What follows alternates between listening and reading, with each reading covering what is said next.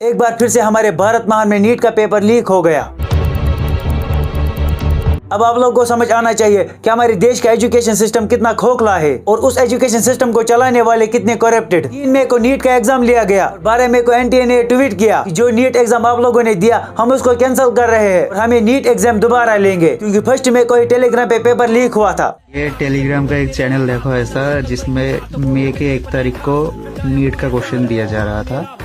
NEET का paper leak हुआ था, ये एनटीए को 8 दिन बाद पता चला। आप लोग को पता है कि वहाँ पे एग्जाम सेंटर्स में बच्चों के शूज तक निकाले जाते हैं ताकि कोई बच्चा चीटिंग ना कर सके। पीले कपड़े पहन के आओगे, पैजामा पहन के आओगे, जूता नहीं पहनोगे तुम, घड़ी नहीं पहनोगे तुम, जैकेट नहीं पहनोगे तुम, जेब नहीं होनी चाहिए बहुत सारी, प्लास्टिक की बोतल नहीं ले जा सकते, ट्रांसपेरेंट बोतल होनी चाहिए पानी की।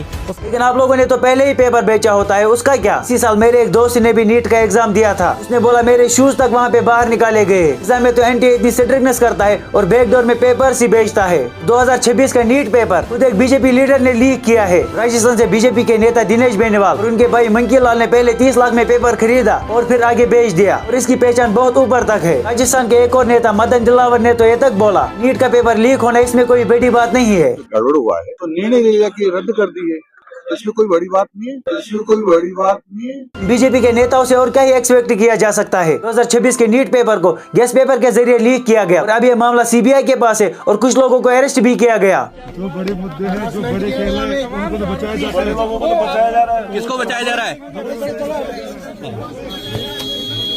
इतनी बसट के बाद अब एनटीए ने बोला है कि हम नीट का पेपर दोबारा लेंगे। अब मेरा ओपिनियन सुनो ऑन रीनीट। मेरे हिसाब से रीनीट पेपर लीक से भी बड़ा स्कैम है, क्योंकि 2024 में जब नीट के पेपर को बेचा गया था उस टाइम पे तो रीनीट नहीं हुआ, तो आज कैसे हुआ? तो अब यहाँ पे कुछ लोग बोलेंगे कि इस बार सरकार पे दबाव बनाया गया, तो भाई इससे ज्यादा दबाव तो 2024 में सरकार पे बना था। ट्रांसपेरेंसी, ट्रांसपेरेंट, ये थोड़ी ट्रांसपेरेंट होता है। ट्रांसपेरेंट होता है, आप खुद से आके बताइए। हमारी रूह क्या उठती है जब उस बच्चे का वीडियो देखते हैं। पूरे देश भर के विद्यार्थियों के साथ छलावा किया है।